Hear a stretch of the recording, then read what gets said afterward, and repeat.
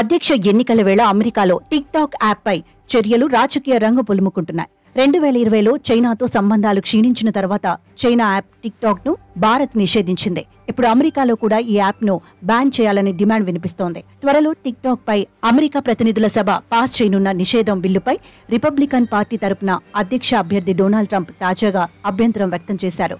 Tick talk లేకపోతే యువత నొచ్చుకుంటుందని, అంతేకాక మెటాకు చెందిన ఫేస్బుక్ బలోపేతమవుతుందని ఆందోళన వ్యక్తం చేశారు. ఫేస్బుక్ దగ్గర నిజాయితీ లేదని, టిక్ టాక్ నిషేధం వల్ల ఫేస్బుక్ లాభపడటం తనకు ఇష్టం లేదని ట్రంప్ స్పష్టం చేశారు.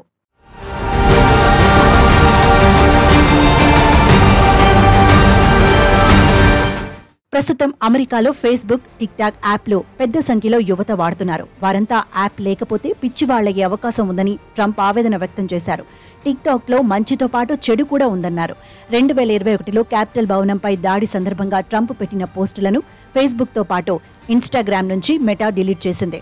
దీంతో మెటాపై ట్రంప్ ఆగ్రహంతో ఉన్నారు. ట్రంప్ తో పాటు రిపబ్లికన్లంతా ఫేస్బుక్ ను తీవ్రంగా విమర్శిస్తుంటారు. ట్రంప్ తాజా వ్యాఖ్యల తర్వాత ఫేస్బుక్ షేర్లు స్టాక్ మార్కెట్లో నష్టాలు చవిచూశాయి. అయితే 2020లో తాను అధ్యక్షుడిగా ఉన్న సమయంలో చైనాకు చెందిన టిక్ టాక్ తో పాటు వీచాట్ ను నిషేధించడానికి ట్రంప్ ప్రయత్నించడం గమనార్హం. కోర్టులు జోక్యం చేసుకుని ఈ ప్రయత్నానికి బ్రేకులు వేశాయి. ప్రస్తుతం మళ్లీ అధ్యక్ష ఎన్నికలకు పోటీ పడుతున్న వేళ ట్రంప్ టిక్ టాక్ నిషేధంపై మాట మార్చడం వెనుక బలమైన రాజకీయ వ్యూహం ఉందన్న వాదన వినిపిస్తోంది. ఓ పక్క యువతను ఆకట్టుకోవడంతో పాటు మరో పక్క తనకు ఇష్టం లేని ఫేస్బుక్ కు చెక్ పెట్టడమే ట్రంప్ లక్ష్యంగా కనిపిస్తోందని విశ్లేషకులు చెబుతున్నారు.